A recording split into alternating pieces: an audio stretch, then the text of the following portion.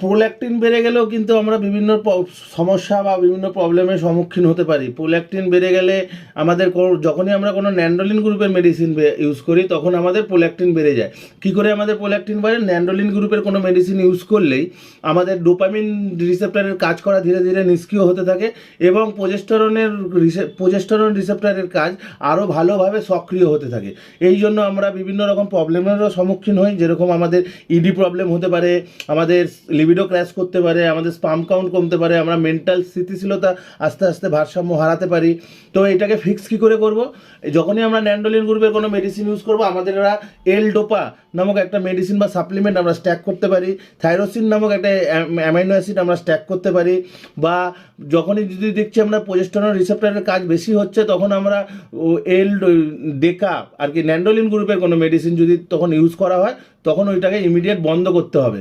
এবং মেন্টালি স্থিতিশীলতা ঠিকঠাক রাখার জন্য আমরা হাই ইপিএ আছে এরকম কোনো ওমেগা 3 স্ট্যাক করতে হবে, বা কারকিউমিন আমরা স্ট্যাক করতে পারি। চলো দেখা হচ্ছে আবার নেক্সট ভিডিওতে। ভালো থেকো, সুস্থ থেকো, বাই।